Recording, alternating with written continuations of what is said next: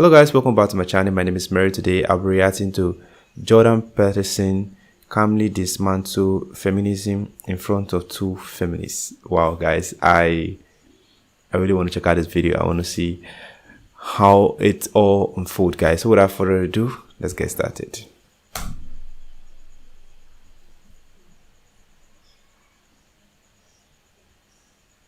One of our guests of the day, the other one today, is a man you may recognise, or maybe you don't. Jordan Peterson has achieved that rare feat, becoming a global superstar academic.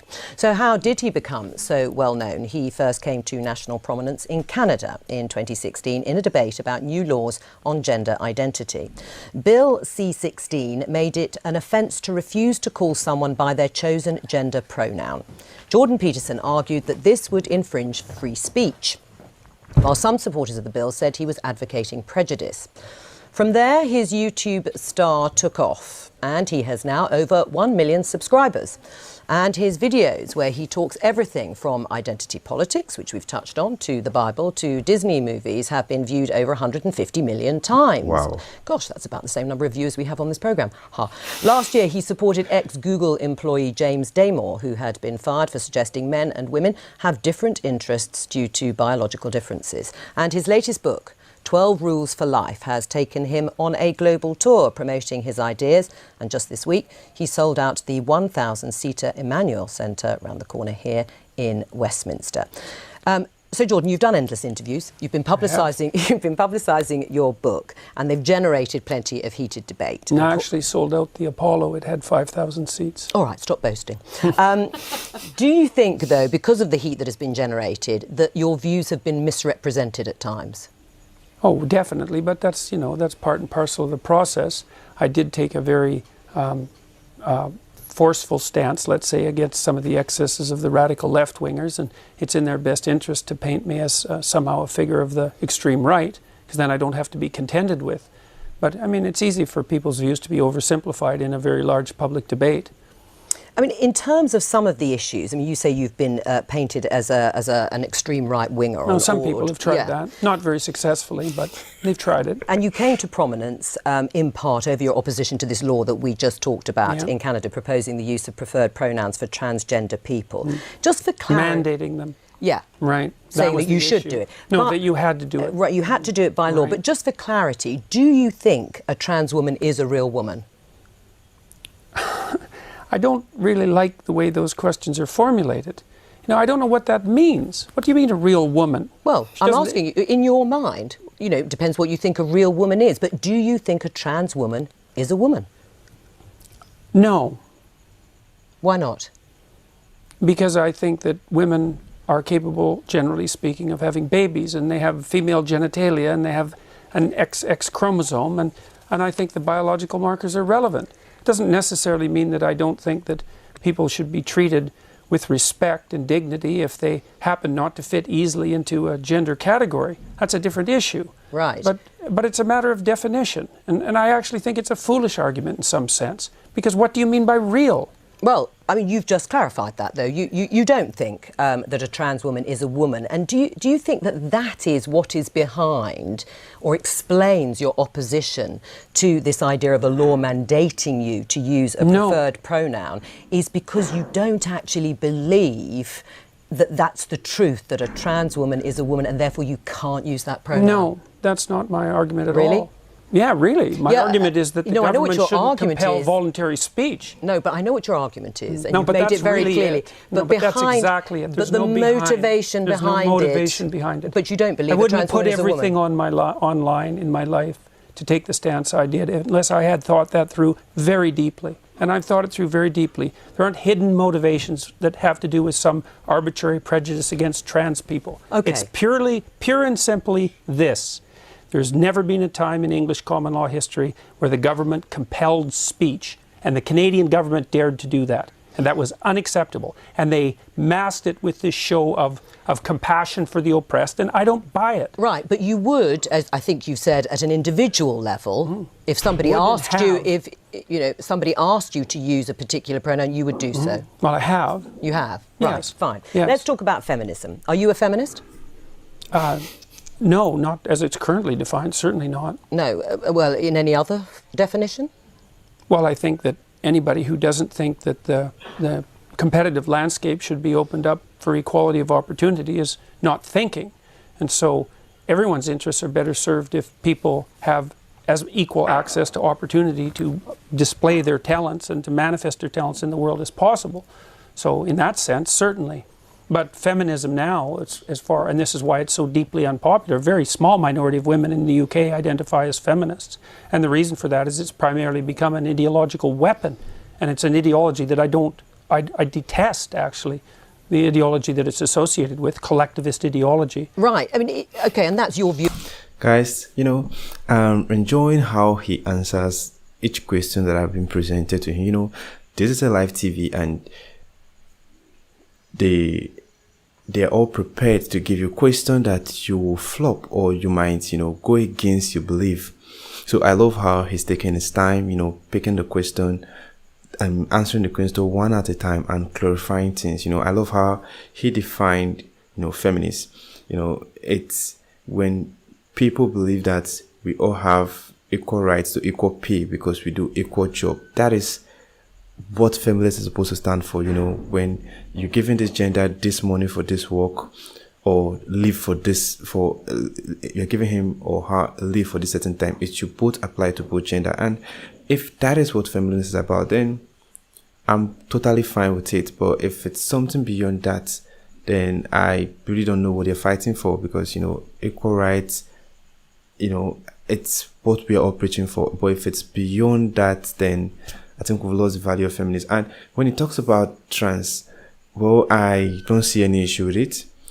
The only thing is, for you to say a transgender is a woman, seriously, there is an issue there, because if you feel you're not comfortable with your gender and you decide to switch, that's totally fine. According to what he said a woman is supposed to have an XX chromosome, and if you're trans, I think you will still have your XY chromosome.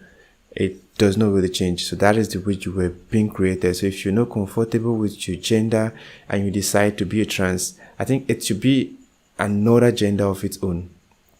Okay, if we have the male, the female, then it should be a gender for trans, which is not a woman, but you have your own personal space. I don't know, that's what I think. And I just love how calm he is, how relaxed, no matter the question, he's ready to take them in. He's ready to, process them and answer them amicably. And that is what makes it special, when you believe in what you do, you're not scared of criticism, you're not scared of anything, this is what you stand for, and this is what you will continue standing for. So no matter what or how they twist the question, you already know the answer to give them because you're prepared. About feminism, Aisha, are you a feminist? Oh, absolutely. I'm a very proud feminist, and when I was a special advisor in government, I worked on women and equality issues, and I was very proud actually of a piece of legislation I got on the statute book with my former boss Harriet Harman, the Equality Act in 2010,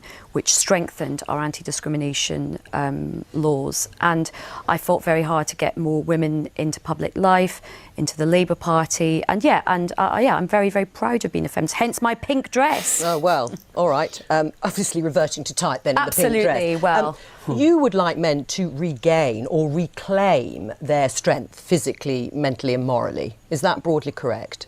I would say morally, fundamentally, but I think the other things go along with that. Right, and if that But it isn't men precisely who I'm speaking to. It's people. I'm a clinical psychologist. I'm actually interested in individuals, and I'm interested in their fortification against tragedy. Every time I do an interview, the interview is always political. It's always political. Well, the clue is in the title of this programme. We are the Daily Politics. No, fair enough. Look, fair enough. And I'm not casting aspersions at this programme, but the fundamental news that's important about what I'm doing isn't the political element. And the people who talk to me don't talk politically. They say they've watched my lectures. But part of it is that I think for a lot of people the kind of personal does become the political. Or the political becomes the personal. Yeah, and I think in terms of but in this situation, a lot of people are wrong, because primarily what's happening is people are watching my lectures, and as a consequence, their lives are improving dramatically. Oh, I'm sure they are. I'm sure people are have had a huge conversion after, and they're much happier once they've been. It's not a conversion. But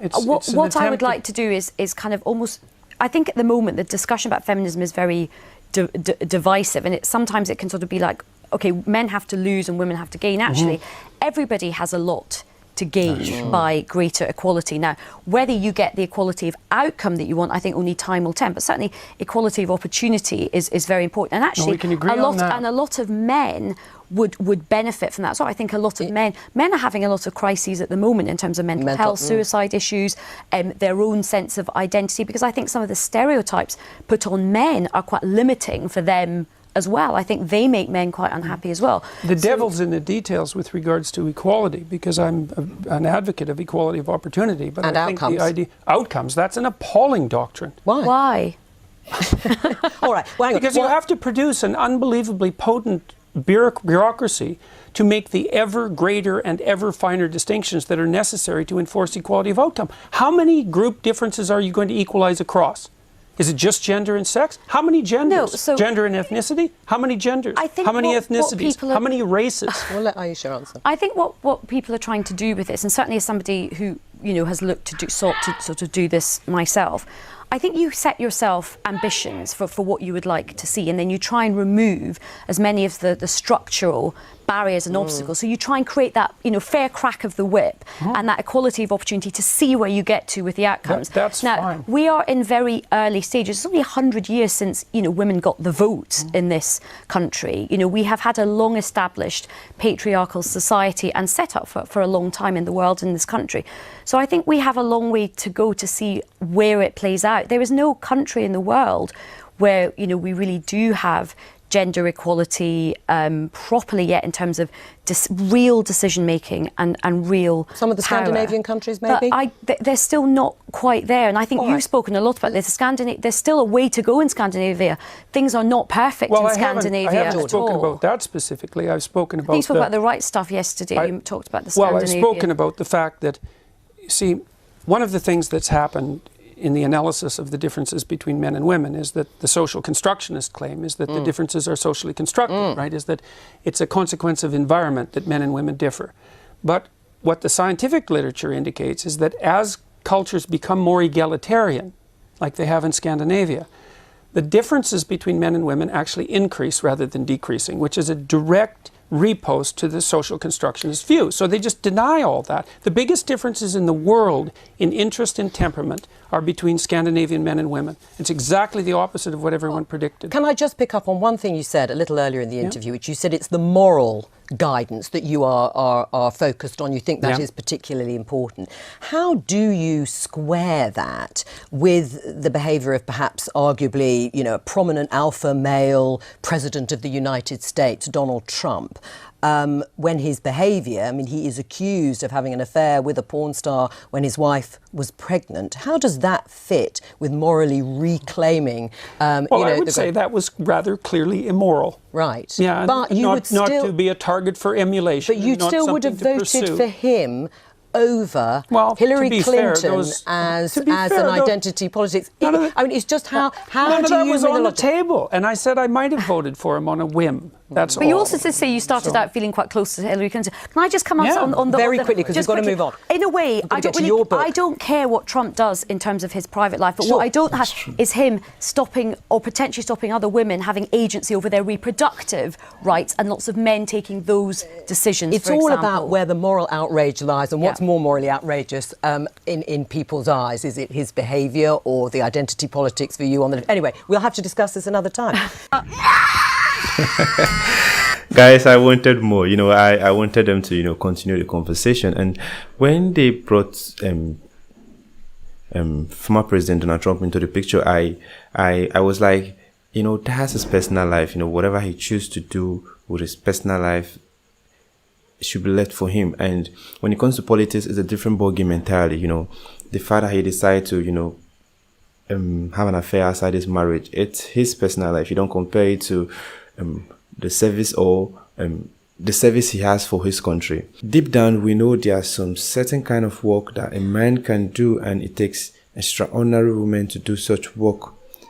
Okay, like if we are both sincere with ourselves, there are some work that are just left for the men because that is where our strength lies, and there are some work that both gender can actually fit into it. So I feel so long as a man can do this work and a woman can also do it and do it well, they should all be appreciated equally, they should all be paid equally, and the work should be given to both gender equally. Let me know what you think in the comment section. If this is your first time visiting my channel, click on the subscribe button. If you enjoyed this video, click on the like button. Thanks for watching, and remember this.